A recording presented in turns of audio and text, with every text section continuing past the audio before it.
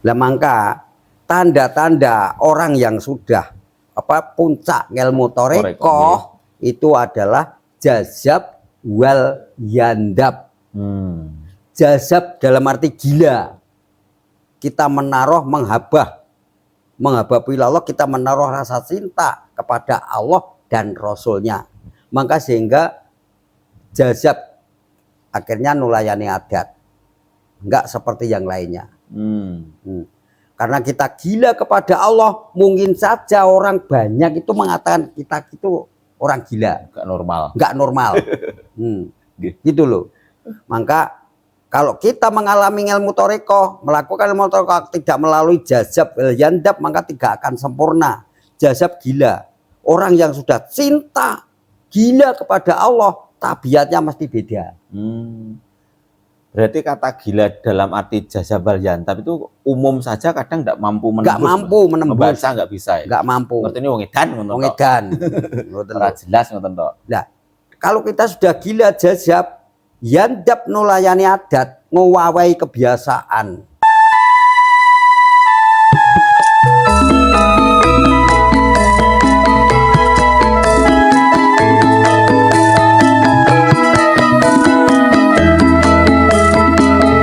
Oke, lanjut pertanyaan selanjutnya dari akunnya Mutia Sukoharjo.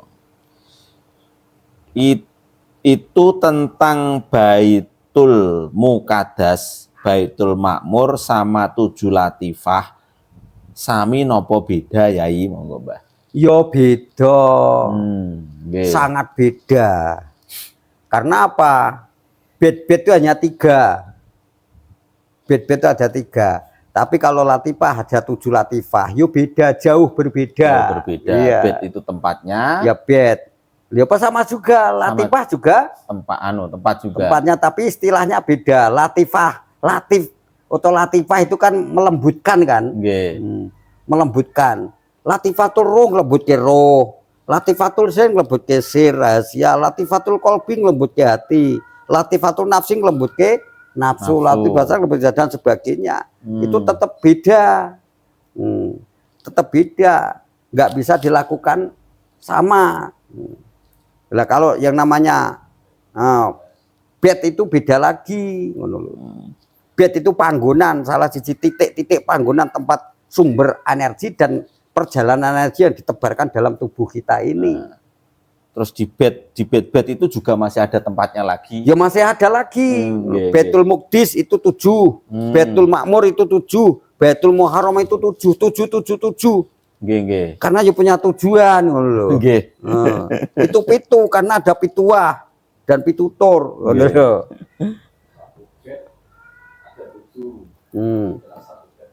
Wah, itu babarnya lebih banyak, rinci banget itu, sehingga kalau dibabar semua dalam diri bisa ondridilnya tuh bisa dikasih beri nama semua kok.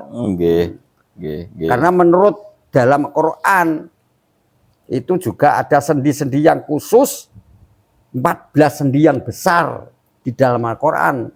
6.606 sendi yang kecil-kecil di dalam diri manusia itu juga ada seperti Al-Quran. Nah, maka Al-Quran itu buku manusia sebenarnya, buku pembentukan sendi manusia. Iya, panduan hidup kanggo bentuk kemanusiaan. Sesuai dengan isi manusia di dalam Al-Quran. Mula Al-Quran Qadim dengan Al-Quranul Karim itu sama sebenarnya. Sama. Kalau Al-Quran Nul Karim itu tertulis. Kalau Al-Quranul Karim itu yang difirmankan. Al-Quran Qadim itu yang diciptakan. Maksudnya gimana nih Mbak? Itu kamu tuh juga Qadim semua. Iya kan? Kalau kamu diberi panduan dengan kitab itu, seandainya kamu merintah zikir, kamu pun juga zikir. Tapi kalau kitab itu merintah zikir, pernah kan Quran itu berzikir? Nggak pernah kan? Itulah.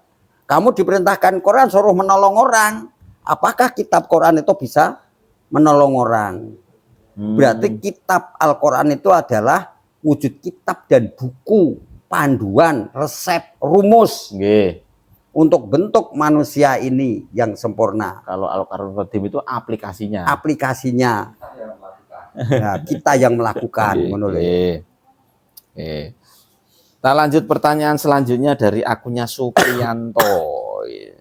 Yai, kenapa Nabi Khidir bunuh anak kecil dengan alasan anak kecil itu kalau dewasa kan membuat susah dan kerusakan?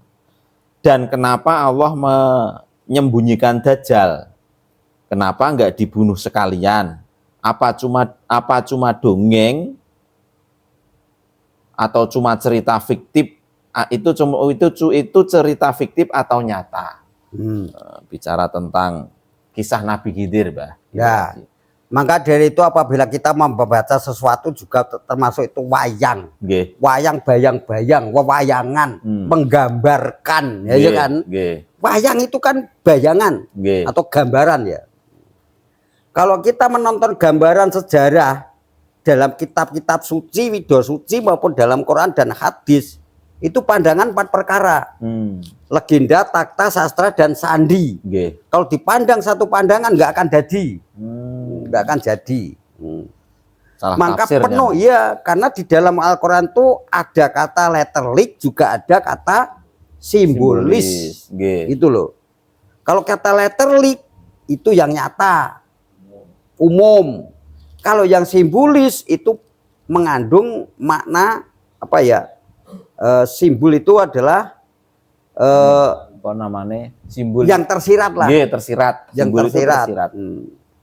Maka terbunuh itu, maka ada orang yang tentang penyampaian ini kadang kan tidak terore, hanya di satu, bagaimana saya bisa menyampaikan sekali mendayung semua terlampaui. Nah, secara singkat mencakup semuanya bagaimana kalau diurutkan sejarah tuh satu malam nggak akan kelar. Itu hanya simbolis. Sekarang perahu yang sedang dibelah oleh Nabi Khidir itu dengan diterima dengan letterlik juga perahu-perahu itu. Perahu betulan itu, kayu itu, apa besi. Tapi kalau diambil dengan simbolis itu adalah perahu, itu adalah aturan agama. Wujudnya aturan fikih dan syariat. Ilmu. Gitu loh. Maka harus dibelah supaya dia dirusak, biar bisa masuk tenggelam pada lautan. Nah, maka perahu itu ilmu syariat, sedangkan lautan atau air itu dilambangkan ilmu kajian yang namanya thariqah. Secara simbolisnya seperti itu. Kalau perahu itu secara letterlik itu adalah perbuatan kita sehari-hari. Ya, perbuatan kita sehari-hari itu perahu. Kalau dijawab dengan simbolis itu juga masuk di dalam diri kita juga. Maka artinya perahu itu adalah ilmu kita yang syariat saja. Pinter dongeng nulis maca tembimburi sangsara karena tidak tahu simbolisnya.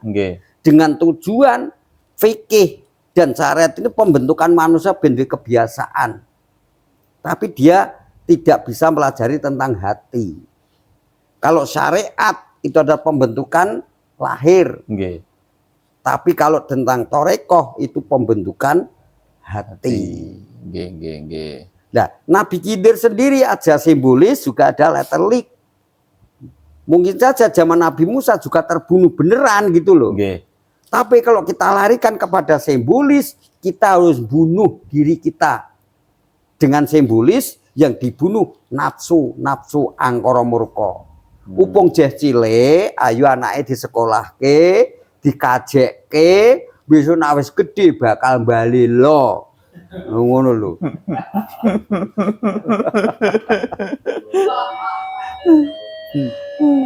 Nek ra dikajekke sepure lewat.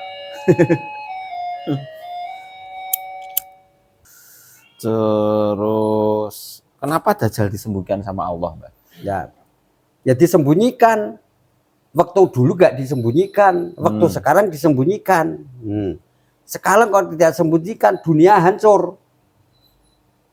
Hancurnya bagaimana? Loh, saiki Dajjal itu kalau dibakas dengan letterlik ya seseorang dulu, zaman dulu ada Dajjal.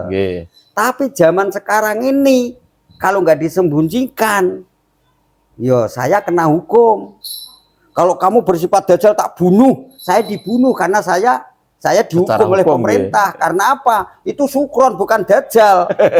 Iya kan? Secara letterlik itu sukron. Itu kan. Maka disembunyikan. Nah, dengan batin simbolis tak bunuh kamu. Nah ini saya letterlikan, saya diambil penjara polisi. Karena tak tunjuk ke karo polisi. Itu di dalamnya ada dajjal kok Pak polisi. Nggak percaya gitu loh. Disembunyikan, rusak jagat. Kayak Saridin. Nah iya ngono lho. Aku mateni macan. Dajjal itu zaman dajjal dulu lah. Sekarang dajjalnya ya di kamu semua sehingga jadi dajjal. Ngono lho. Sifat buruk. Sifat buruk. Nggih. Itu berupa simbolis sama letterlik lagi. Nah iya. Tapi itu cerita. Kalau letterliknya ya sudah nggak ada Pak Dajjal, sekarang sudah nggak ada. Yang ada simbolisnya. Simbolisnya, sifatnya. Sifat Dajjal bisa di mana saja. Oke. Kita lanjut pada pertanyaan selanjutnya dari akunnya. Ya iya toh, itu ahli Dajjal saya bunuh, tangkap polisi, tak duduk Pak polisi ra ngandel. Ora percaya. Itu ada dajjalnya nggak percaya, tetap saya masuk penjara. Kecuali saya diukur punya kejiwaan itu ngapura. Syaratnya gue kartu kuning. Oke, selanjutnya ini dari akunnya @tentremmadem. Di dalam surat Al-A'raf ayat 33 di sana disampaikan diharamkan untuk membicarakan tentang Allah apa yang tidak kamu ketahui. Itu bagaimana maksud dalam surat tersebut dan bagaimana yang kita bicarakan di sini. Yang kedua, kenapa di dalam surat atau ayat-ayat Al-Quran banyak disebutkan kata kami, kok tidak aku? Mohon penjelasannya. Nah, memang itu, kalau kita akan membicarakan tentang Allah, kalau tidak kenal yang namanya Allah, bagaimana kita bisa bicarakan? Yo buta toh yo. Ya, maka dari itu kita jangan sampai menyekutukan dengan Allah, ya, menyekutukan dengan Allah itu tanpa tiada alasan atau dasar, ya, atau dasar. Maka dari itu malah justru kita kadang-kadang itu malah sehingga menyesatkan orang lain. Maka kita harus kalau bicarakan tentang Allah atau menyekutukan Allah, menyamakan Allah harus punya dasar yang kuat, landasan. Landasannya kuat dulu. Ada dasar. Artinya apa? Yang tidak kamu ketahui. Ya terang saja, kalau tidak tahu kok akan menunjukkan Allah, bagaimana dia bisa menunjukkan. Setidaknya dia bertanyalah orang yang tahu. Karena apa? Awaluddin ma'rifatullah. Jadi awal agama itu orang yang kenal kalau Gusti Allah sehingga bisa jadi pimpinan agama. Bagaimana dia itu nuntun orang-orang itu jadikan agama kalau dia itu belum kenal Gusti Allah. Ya itu loh. Kata kenal sendiri, Mbak. Kata kenal sendiri apakah tadi bicara tentang sifatnya atau seperti apa itu. Nah, maka dari itu sekarang saya bakas. Sekarang saya bakas. Kenal tentang Allah, tidak kenal Allah, itu dikatakan munafik. Kenal Allah, tidak kenal tentang Allah juga dinamakan kurang. Tapi rak kurang. Kurang. Nah, maka dari itu kita menyampaikan tentang Allah ya harus kenal Gusti Allah dong. Menceritakan tentang Allah, jadi mengatakan kenal tentang Allah, menyampaikan tentang hukum-hukum Allah, dia sekelak-sekelaknya ya kenal Gusti Allah. Kalau tidak kenal Allah ya munafik itu tadi. Nah, bagaimana dia menceritakan tentang Allah nggak kenal Allah? Seandainya kenal itu loh Mbah Prabowo, kenal tentang Mbah Prabowo, nggak kenal Mbah Prabowonya ya pinter kampanye nggak tahu petuk lah lho. Saya kenal Mbah Prabowo, tidak kenal tentang Pak Prabowo, ya nggak bisa kampanye. Gak iso omong. Nah, maka kenal Allah, tidak kenal tentang Allah, nanti dia tidak bisa menyampaikan secara kampanye yang paling akeh gak iso, paling mau meneng wae melo. Iman sendiri antara Iman Taklid, Imam Nusuluddin dan Imam Arifin. Imam Taklid itu ya imannya itu dia mengikuti agama ya manut grubyuk arti rembuk. rubo-rubo gedang. Kalau Imam Suluddin wong sing kenal Gusti Allah, orang yang kenal Allah tapi dengan dasar kitab. Nggih. Melalui tulisan dan kitab. Dia membicarakan pengalaman orang lain, iya kan? Bukan pengalaman sendiri. Pengalaman orang lewatnya kitab, tapi dia tidak kenal Allah, tapi tentang Allah kenal. Pintere pol. Beda dengan iman arifin. Bener-bener orang itu kenal Gusti Allah. Tapi tentang Allah gak kenal. Mau biasanya wong ahli arifin selalu dipojoknya, selalu dianggap sesat, selalu dianggap goblok, bodoh dan gila. Karena dia kenal dengan Allah lewat langsung ketemu dengan Allah. Dalane dhek kono dhewe. Iya, seperti Kanjeng Nabi itu banyak, bahkan pamannya mengatakan Muhammad gila. Muhammad gila, nggih. Enggak masuk akal. Oke. Kenapa di dalam surat atau ayat-ayat Al-Qur'an banyak disebutkan kata kami? Lah iya. Tidak aku. Lah iya.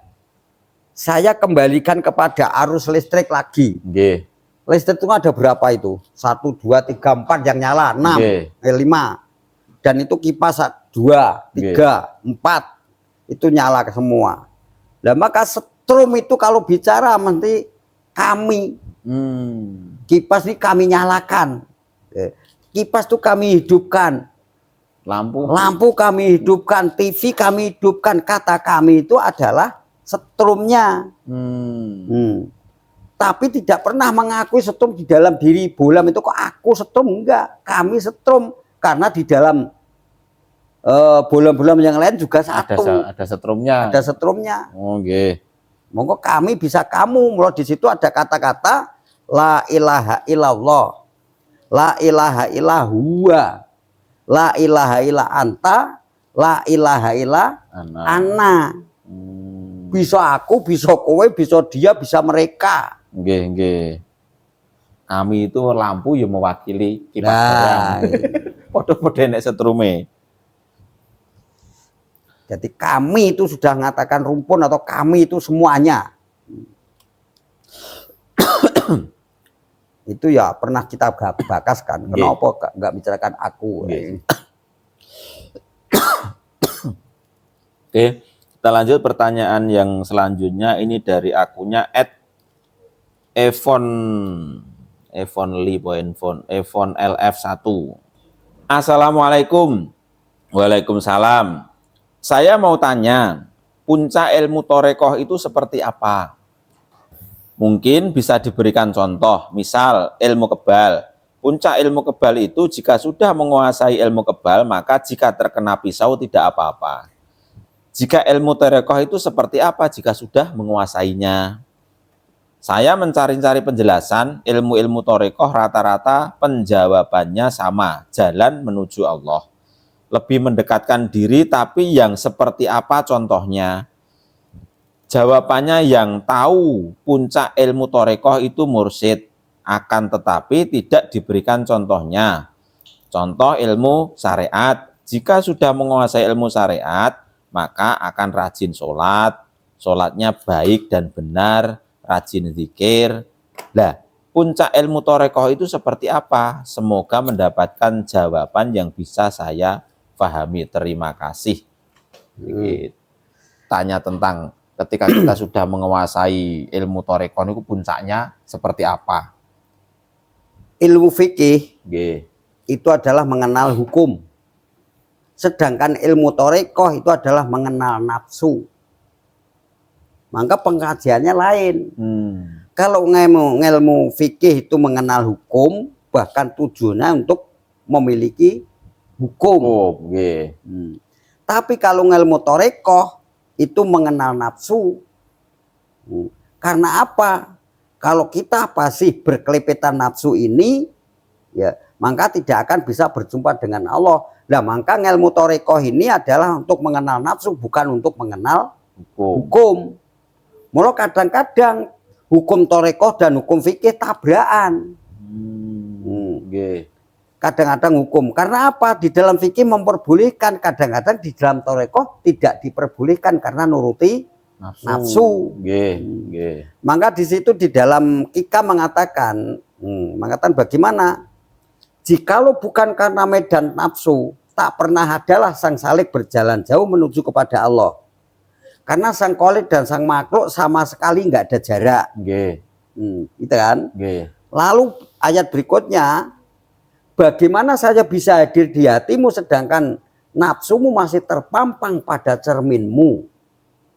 Nah, maka tentang gerakan nafsu ini sendiri, kita selalu mengejar hukum supaya aku bisa ngaji, bisa dakwah, bisa untung dari pengajianku ini, dari bisa mendirikan pondok pesantren, bisa ngulang, bisa ngajar saya sehingga jadi kaya. Itu pun juga nafsu. Tapi nafsu sopiah, nafsu yang diselubungi oleh agama. Ya di situ. Maka di sini di Torekoh itu adalah pelajari mengenal nafsu. Berarti ujung puncak ilmu Torekoh orang yang bisa mengendalikan hawa nafsu. Dalam arti apa? Orang yang bisa menyenopateni marang karepe, bisa ngalahke marang karepe, keinginan, kekereman dan kelangenan. Itu artinya apa? Maka orang di sini kalau dia itu sudah nafsunya sudah lerem, nafsunya sudah turun, ya, maka di situ akan ada tulisan yang namanya qanaah. Menerima. Peribahasa mengatakan mati di dalam hidup dan ingat di dalam lupa.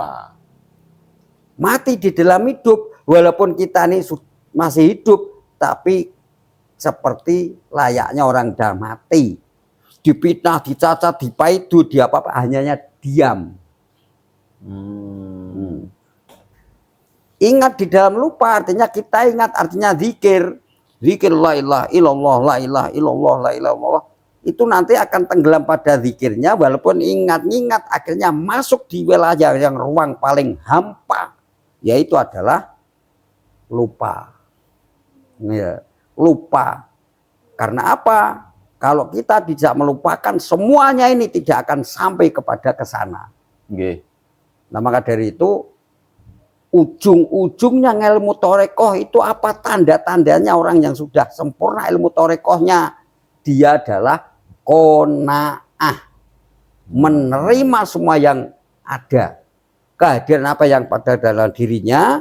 Jawabannya apa? Inilah jalan yang terbaik bagiku. Aku ini disebabkan, apa aku ini ditajridkan. Kalau disebabkan, mesti kita akan kaya raya.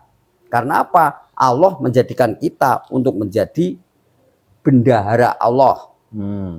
Kalau kita dimiskinkan oleh Allah, itu ditajridkan, disepikan pada dunia, berarti tipis.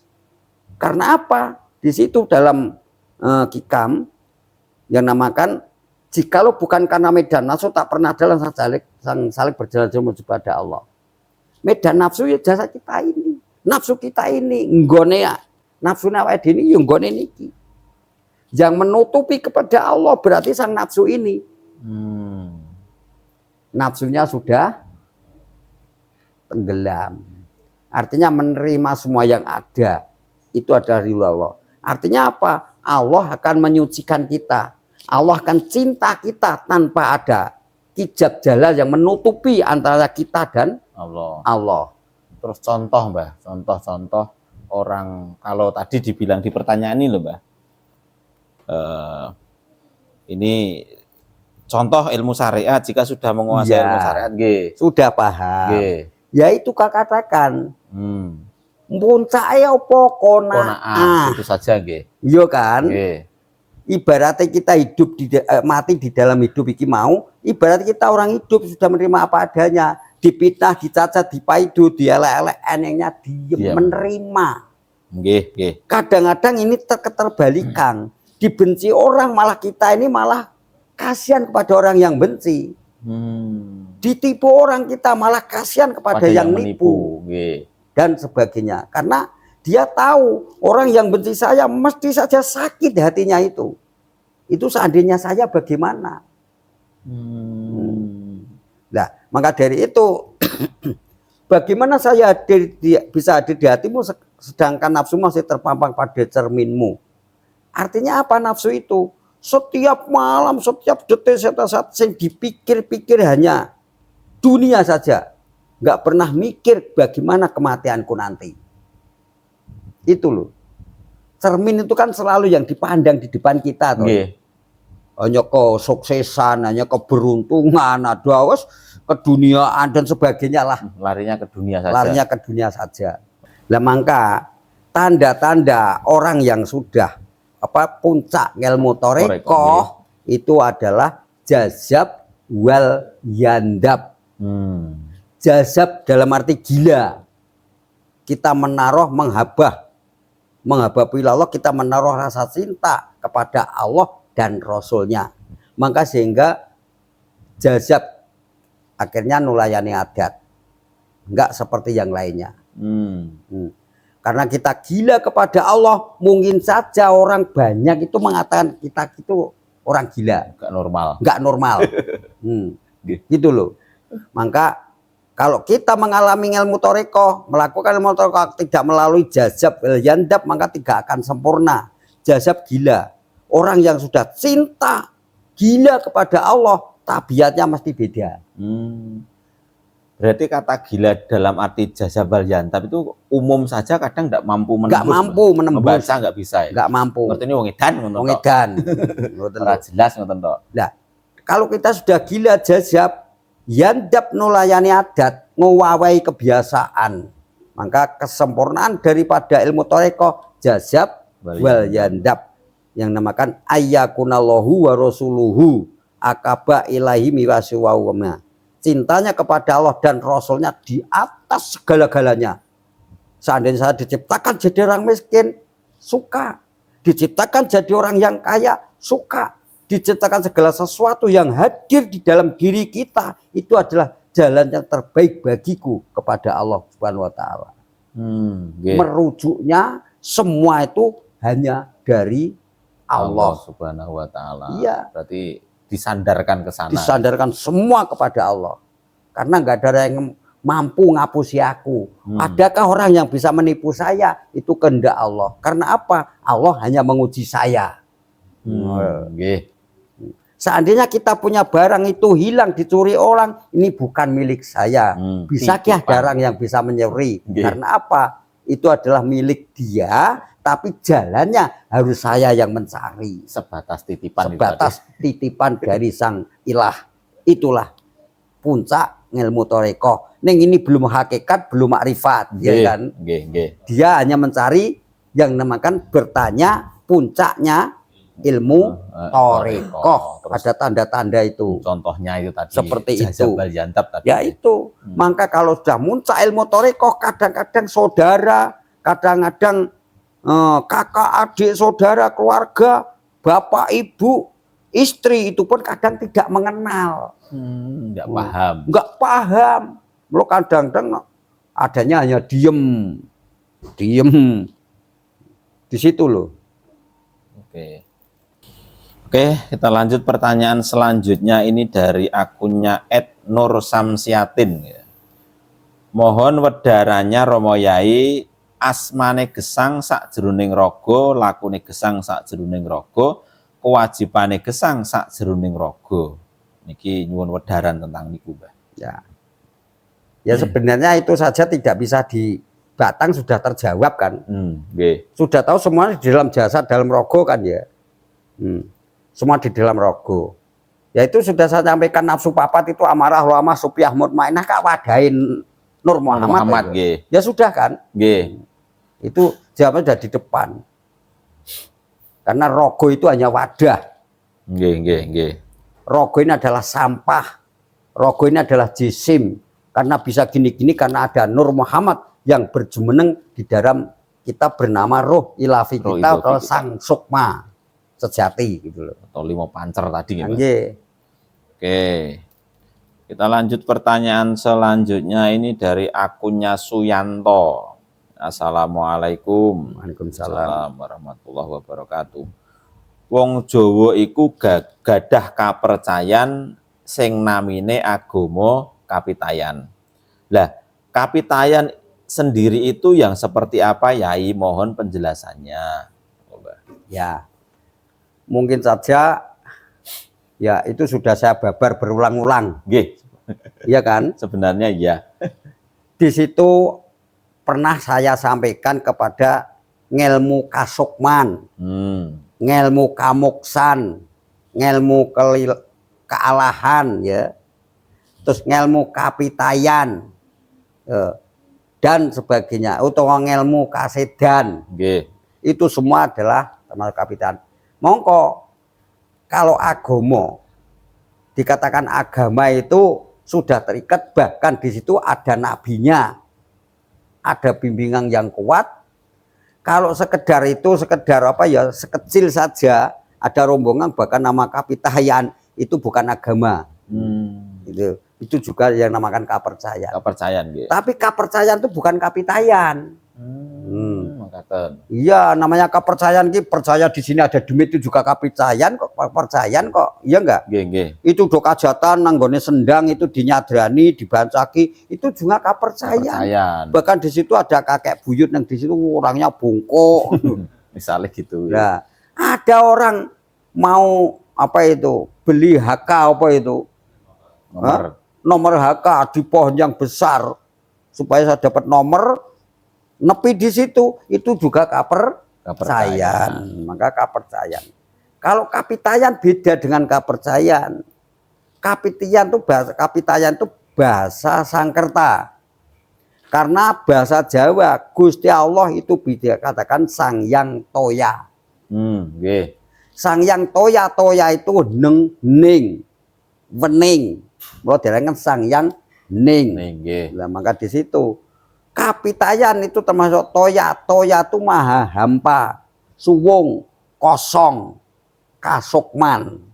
Mula dinamakan kapitayan, iku uga sing diarani kealahan. Padha mawon sebenarnya. Itu kapitayan. Kalau kepercayaan banyak banget. Berarti hanya beda bahasa saja. Beda bahasa. Maksudnya sama,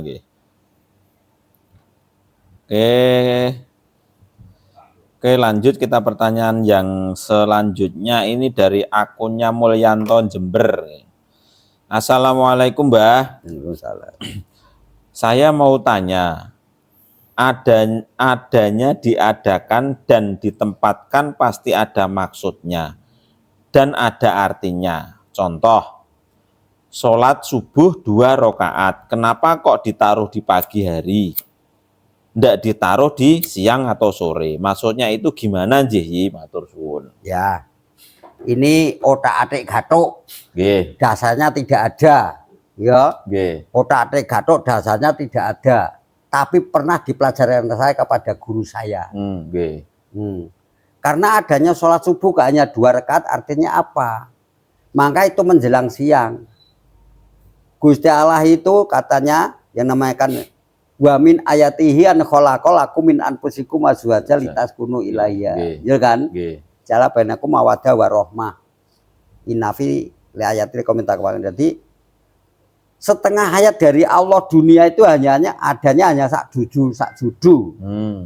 Ada siang, ada malam, ada petang, ada pagi, ada laki, ada perempuan.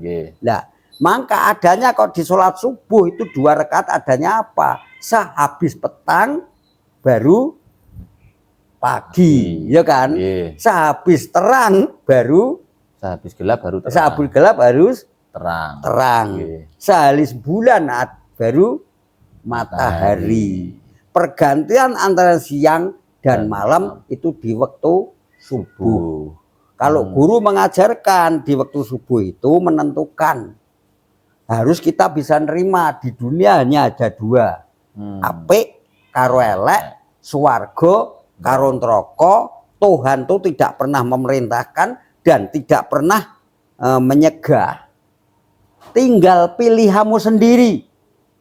Ingin terang apa ingin gelap, ingin neraka apa ingin surga. Karena neraka dan surga kalau tidak dibeli tidak akan memiliki. Itu tanyanya kan hanya subuh saja. Itu contoh tadi, Mbak. Ya contohnya. Ya sekarang harus ada 4 yo. Ya piye to yo jenenge iki. Contohnya ya sholat subuh. Ya. Sholat subuh kok 2. 2 rakaat karena malam dan siang. Pergantian. Laki dan perempuan. Ditentukanlah di situ tuh bejo jon cilaka dodol iku eneng sing payu eneng sing ora payu. Itu pasti ada yang membeli, mesti ada yang menjual. Itu dibuktikan di dalam siang hari. Nah, nanti luhur, nanti dulu saya ngerokok. Luhur dalam arti atas. Luhur dalam arti apa? Dhuwur. Luhur kok papat sebab apa? Ya, itu dari guru saya itu yang menentukan letaknya di sini. Karena luhur di atas itu apa? Di sini ada mulut, ada hidung, ada mata, bahkan ada kuping, telinga. Disanepakan Sidratul Muntaha itu ada di atas sana bagi orang banyak mengatakan, ya kan? Maka waktu itu nalika iblis menjadi ratu ning para malaikat dulu, maka itu ada 5. Nah sekarang iblis karena menentang saking taate itu tadi nggak pernah menghormati kepada makhluk yang lainnya dalam ciptaan Nabi Adam, maka dilengserkan, diturunkan dari Sidratul Muntaha. Akhirnya yang mendapati Sidratul Muntaha itu hanya malaikat 4. Letaknya di atas, di luhur. Itu siapa? Jibril, Mikail, Israfil, Israel. Ini ketahui Islam Jawa. Ketahui Islam Jawa. Jibril pengucap ingsun. Nah, Jibril pengucap kami.